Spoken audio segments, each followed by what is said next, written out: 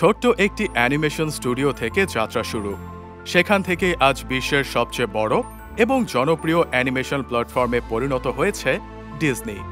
শুরুর দিনের সংগ্রামের গল্পগুলোকে পাশ কাটিয়ে একের পর এক প্রতিকূলতাকে মোকাবেলা করে কিভাবে এত বড় বিনোদনের সাম্রাজ্যে পরিণত হলো ডিজনি, সেই সম্পর্কেই জানব আজকের ভিডিওতে।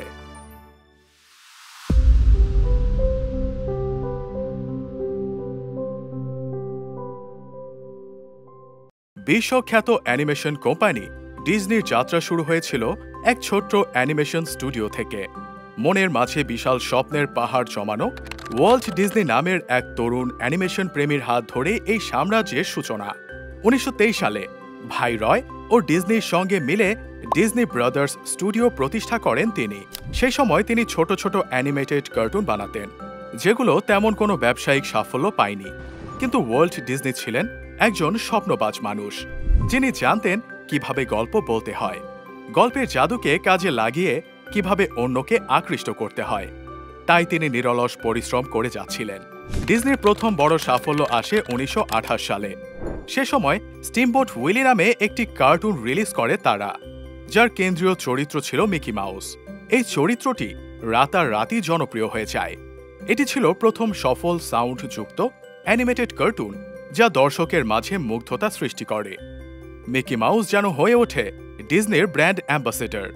এই কার্টুনটির হাত ধরেই নতুন এক স্বর্ণযুগে প্রবেশ করে ডিজনি। এরপর 1937 সালে ডিজনি বিশ্বের প্রথম পূর্ণ দৈর্ঘ্য অ্যানিমেটেড চলচ্চিত্র snow white and the seven dwarfs তৈরি করে।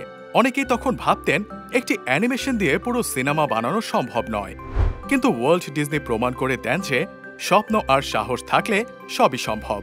এই সিনেমাটি ব্যবসায়িক দিক থেকে অভাবনীয় সাফল্য অর্জন করে এবং ডিজনির ব্র্যান্ড ভ্যালুকে করে আরও মজবুত।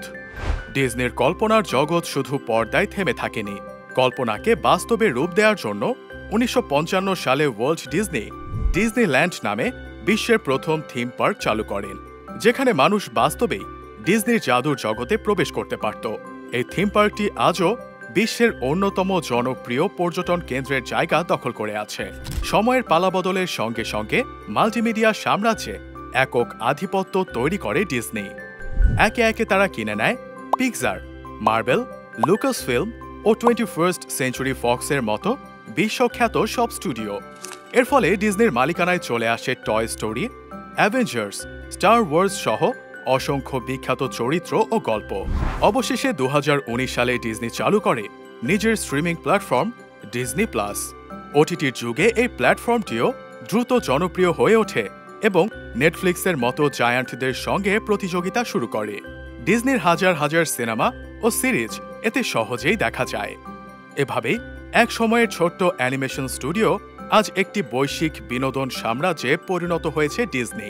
ওয়াল্ট ডিজনির স্বপ্ন, সৃজনশীলতা ও সাহসী পদক্ষেপগুলোই ডিজনির এই অনন্য সাফল্যের মূল চাবিকাঠি রূপে কাজ করেছিল।